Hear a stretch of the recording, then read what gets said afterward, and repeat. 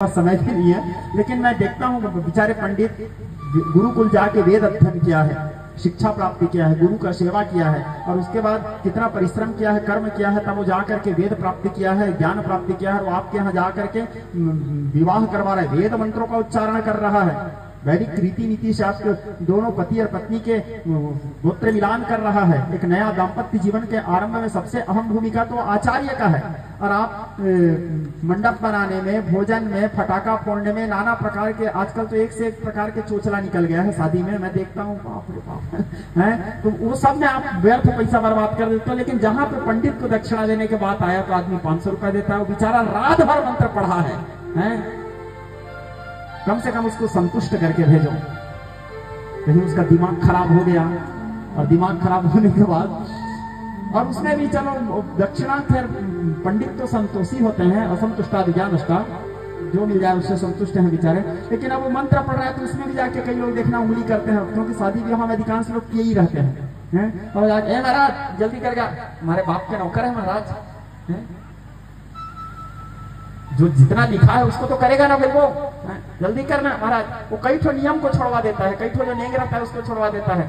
और पंडित कहीं सीधा शांत है, ठीक है। अब मेरे जैसे कहीं महाराज रहता दिनेश है, दिमाग खराब हो गया, तो अच्छा शादी चल रहा है तो वहां पे पीपल पेड़ के नीचे पढ़ने वाला मंत्र को पढ़ दिए, क्रिया वाला जा हरे दाता हरे भक्ता खत्म।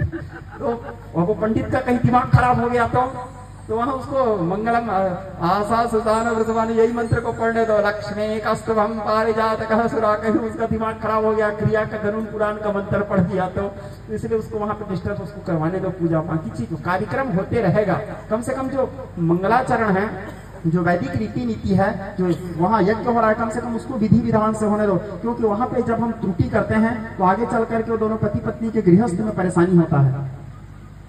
विवाह में जो थोड़ा सा भी तकलीफ होता है उससे आगे चल करके, हमारे पिताजी नियम धर्म के बड़े कठोर थे दिनेश। जब हमारे शादी हुआ उस समय तो तुम हमसे नहीं मिले थे पुत्र, तो पिताजी देखे, हाँ गोधूली बेला में लिखा है पाणी ग्रहण। पिताजी हमारे विवाह के जो पाणी ग्रहण था वो गोधूली बेला में था।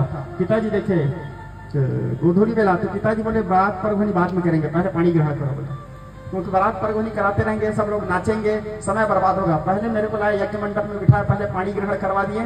पाणी ग्रहण करवाने के बाद हाँ अब जाओ तुम तैयार। मैं सीधा जब वहां पहुंचे हमारे ससुराल, पहुंचते ही पहले यज्ञ मंडप में पिताजी बैठाया, बोले सारे चीज बाद में करेंगे, पहले पाणी ग्रहण, नियम बोले इतना समय मांग भरना है तो भरना है, इतना समय पाणी ग्रहण होना है। तो पिताजी ये सब चीज को विशेष रूप से ध्यान देते, नियम को बहुत, वैदिक रीति नीति को पिताजी।